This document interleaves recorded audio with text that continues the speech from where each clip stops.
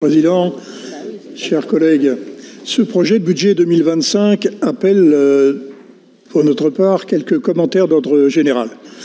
Transmis dans l'urgence, il a même mis certains vice-présidents en incapacité de répondre aux questions soumises lors des commissions. Ils étaient en absence de certitude, bien évidemment, et même de connaissance des grandes orientations. Donc, une préparation budgétaire un petit peu insatisfaisante. Cette urgence est mise de votre part sur le dos des conditions présidant l'élaboration du projet de loi de finances nationale. Peut-on dire que vous avez couru après le projet de budget de feu gouvernement Barnier, déclinant dans votre propre budget l'application immédiate des contributions demandées dans le PLF en abondant notamment au fonds de réserve participant au redressement des comptes publics, et ce à hauteur de 33 millions. Il n'y a plus de gouvernement Barnier, il n'y a plus de PLF, et donc d'exigence de ces contributions. Comment comptez-vous restituer au plus vite ces 33 millions, entre autres, pour répondre aux besoins? Autre commentaire, en appliquant cette mise à contribution quasi automatiquement, vous n'avez mis en œuvre aucun autre levier que celui de supprimer des moyens, des projets pourtant essentiels à notre région et à sa population. Mais pour amortir les coûts, dépasser les difficultés, pourquoi ne pas mobiliser les capacités financières disponibles dont vous nous vantez à loisir l'existence? Et encore une fois, dans le projet de budget 2025, vous affichez une nouvelle progression de l'épargne brute en section de fonctionnement pour atteindre 768 millions.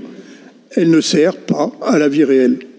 Dans cet environnement national, vous nous dites enfin que votre projet de budget se caractérise, je cite, par un recentrage sur les politiques obligatoires et à fort impact. La formation professionnelle n'appartient plus à ces domaines régaliens de la région. Encore cette année, vous amputez son budget. Et d'ailleurs, vous faites de même avec le budget des missions consacré aux missions locales. L'environnement n'est plus d'actualité ou impactant. Vous décapitez d'un tiers les moyens qui lui sont consacrés, soit moins 10 millions. Y aurait-il une corrélation avec la démission du vice-président Kovacs? La gestion du réseau routier est-elle devenue une compétence prioritaire? Et pourtant, vous vous engouffrez dans le transfert des voies nationales, vous investissez des dizaines de millions qui mériteraient des arbitrages plus respectueux de vos obligations et de l'environnement avec les besoins collectifs du train. Parlons-en justement. Vous vous vantez du mode de gestion que vous préconisez pour l'ouverture à la concurrence avec la création de la SPL pour gérer les actifs. Nous sommes très sceptiques et nous resterons vigilants sur ce choix. Mais globalement, le compte n'y est pas.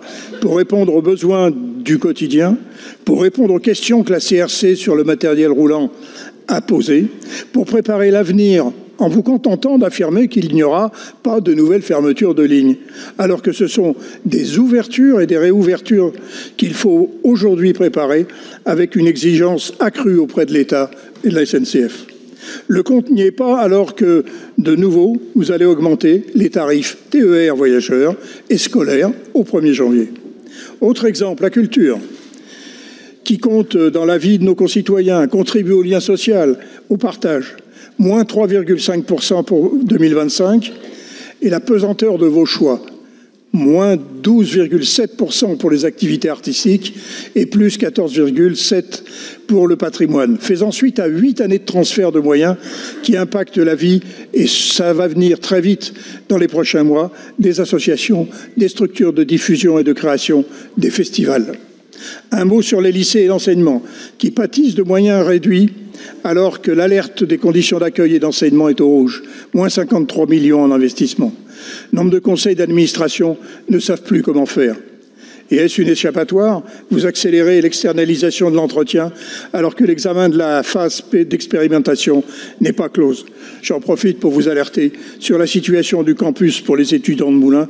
Moins 400 étudiants qui risquent de ne pas trouver de lieu pour étudier effectivement au plus près de chez eux. Enfin, et les sujets abordés ici ne sont pas exhaustifs, on ne peut aborder les impacts du budget régional sans mesurer l'ampleur de la casse industrielle avec les milliers d'emplois menacés en aura, les milliers d'emplois. J'en faisais l'alerte lors du débat d'orientation budgétaire en octobre. L'aggravation est à l'œuvre. Les aides directes, les outils en direction des entreprises, à la condition bien sûr de sauvegarder les emplois et les savoir-faire, avec